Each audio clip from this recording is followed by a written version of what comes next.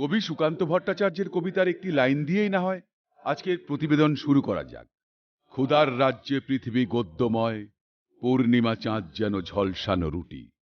একদিকে বঞ্চিত চাকরি প্রার্থীদের আর্তনাদ, হকের ডিএর দাবিতে লাগাতার আন্দোলনে রাজ্যের সরকারি কর্মীরা, তখন অন্যদিকে এগ্রায় বেআইনি বাজি কারখানার বিস্ফোরণে মৃতদের পরিবারের জন্য কল্পতরু রাজ্যের মুখ্যমন্ত্রী মমতা বন্দ্যোপাধ্যায়।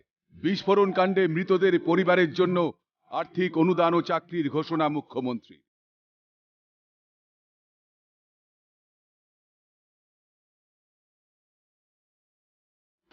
আমি কোনো রাজনীতি করতে এখানে আসিনি। আমি পরিষ্কার বলি, আমি মানবিক সাহায্যের হাত বাড়াতে এসেছি। যারা মারা গেছে সেই পরিবারগুলোকে আজকে আমরা 2.5 লক্ষ টাকা করে একটা করে চেক পৌঁছে দেবো। তাকে 2.5 লক্ষ টাকা করে তারা চেক পাবেন এবং পরিবারের একজন করে হোমগার্ডের চাকরি, এটা আমি নিয়ে এসেছি। এগরা বিস্ফোরণের পর প্রশাসনের বিরুদ্ধে ভুরি ভুরি অভিযোগ সামনে এসেছিল। এগরার ঘটনার পর স্থানীয়রা দাবি করেছিলেন পুলিশের মদতেই চলে এই কারবার, এমনকি পুলিশকে মাসোহারা দিতে হয় বলেও অভিযোগ করেন তারা। থানা পুরো মেজবাবু, বড়বাবু, টোটালি স্টাফ ভানুবাবুকে হেল্প করে, তাদের কাছ থেকে টাকা নেয়। বারংবার অবজেকশন করছে, কিছু শুনছে না। পুলিশ কোনো কিছু করে না। পুলিশরা হচ্ছে কি, পুলিশরা হচ্ছে শাসক দলের লোক।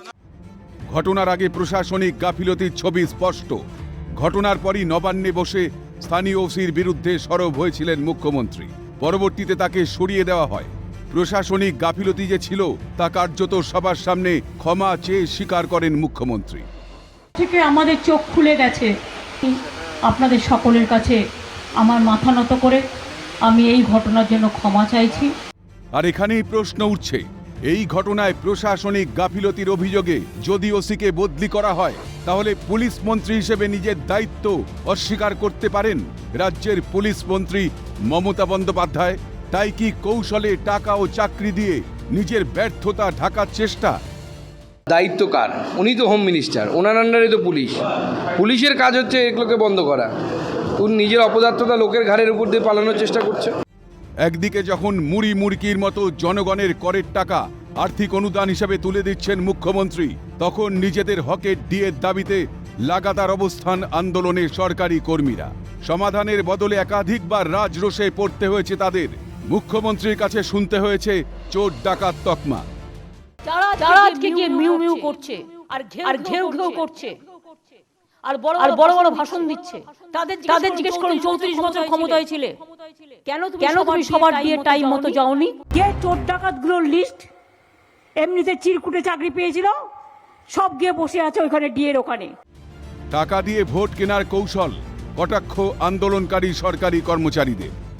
এগরাতে যে বাজি বিস্ফোরণের ফলে উনি যে চাকরি দিচ্ছেন, আসলে সেখানে উনি তো ভোটে হেরেছেন ওই জেলায়। উনি দেখাতে চাইছেন যে আমি আপনাদের পাশে আছি, টাকা দিয়ে ভোট কেনার একটা কৌশল। অন্যদিকে বরাবরের মতো নিজের স্বভাবসিদ্ধ ভঙ্গিতে বিস্ফোরণে নিহতদের পরিবারের সদস্যদের চাকরির ঘোষণা করেন মুখ্যমন্ত্রী। কিন্তু হকের চাকরির দাবিতে বঞ্চিত চাকরি প্রার্থীরা দিনের পর দিন আন্দোলন অবস্থান করলেও টনক নড়েনি মুখ্যমন্ত্রী। মারা গিয়ে অন্যায় কাজ করার পরেও যদি মানুষ চাকরি পায়, তাহলে আমাদের ন্যায্যতা বলে তো কোনো এই রাজ্যে আর কিছু থাকলো না।